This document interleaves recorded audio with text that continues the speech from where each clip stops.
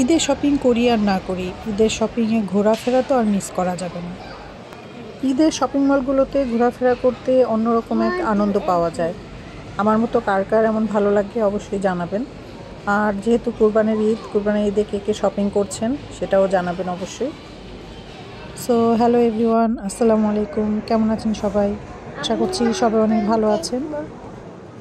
সব শপিং মলগুলো ঈদের সময় একটা অন্যরকম একটা সেজে ওঠে আর অন্যরকম একটা আমেজ কাজ করে সব শপিং মলে। সো সেটা দেখার জন্য হলেও শপিং মলগুলোতে যাওয়া উচিত আমার মনে হয়।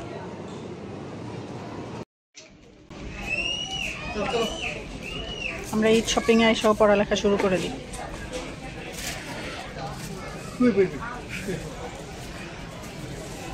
হোয়াইট বোর্ড কই? হোয়াইট বোর্ড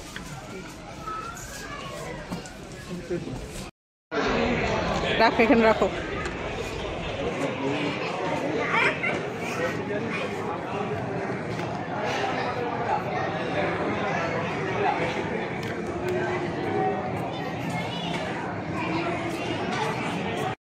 চালাও, হ্যাঁ গুড, এই তো, হ্যাঁ চালাও। তুমি এটা চালাইতে পারলাম, নিয়ে যাবো। চালাও, এই যে চালাও, এদিকে চালাও।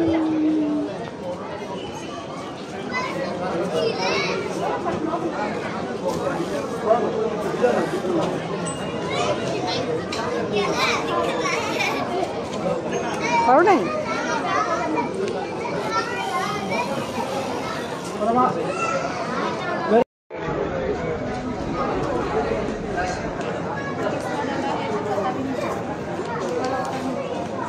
ড্রেস কই তোমার? ড্রেস দেখবে না? এই যে দেখো ড্রেস।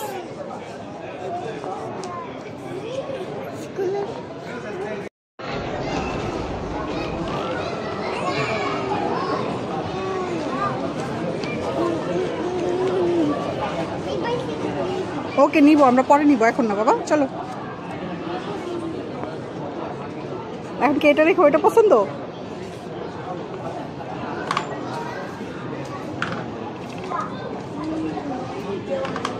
ভাঙবে বাবা, ধর না।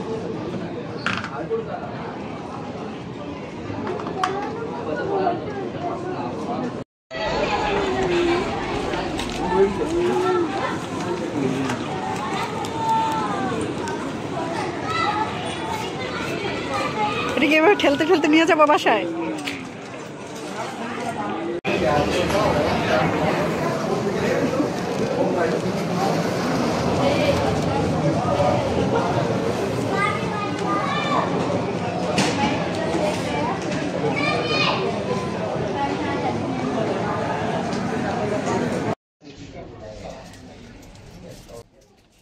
যাই হোক, শপিংয়ে অনেক ঘোরাঘুরি করলাম, অনেক কিছু দেখলাম, নতুন অনেক অফারও ছিল, সেগুলোও দেখলাম।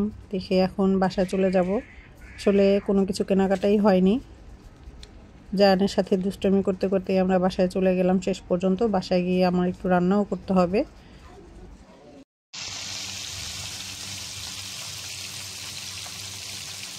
অবশেষে বাসায় এসে আমি রান্না বসিয়েও দিয়েছি। এটা মেবি সরপুঁটি মাছ বলে, আমি আসলে মাছের নাম সঠিকভাবে জানি না।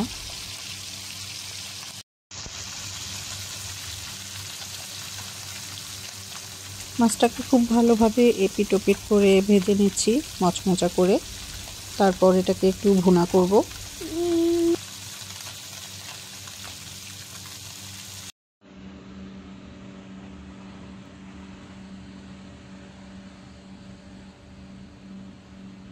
এই তো এখানে আমার মাছ ভাজাটা হয়ে গেছে। মাছ ভাজার পাশাপাশি আমি অন্য চুলাতে পাতাকপিটাও ভাজি করে ফেলেছি। সো আমার কাজ অনেকটা শেষের দিকেই হয়ে গিয়েছে। এখন শুধুমাত্র মাছগুলোকে একটু ভুনা করে নিব অন্য চুলাতে। আর পাতাকপি ভাজিটাও আমি বেড়ে নিয়েছি একটা বাটির মধ্যে রেখে দেওয়ার জন্য। আর এখন আমি মাছগুলোকে একটু ভুনা করে নিব। এই তো আমার মাছ ভুনাও হয়ে গেছে। টমেটো দিয়ে খুব সুন্দর করে একটু ঝোল রেখে ভুনাটা করেছিলাম। এখন আমি ধনেপাতা দিয়ে মাছ ভুনাটা নামিয়ে নেব। এতক্ষণ যারা আমার সাথেই ছিলেন তাদেরকে জানাচ্ছি অসংখ্য ধন্যবাদ। ইনশাআল্লাহ দেখা হবে পরবর্তী কোনো ভিডিওতে। আজকের মতো বিদায় নিয়ে নিচ্ছি। আল্লাহ হাফেজ।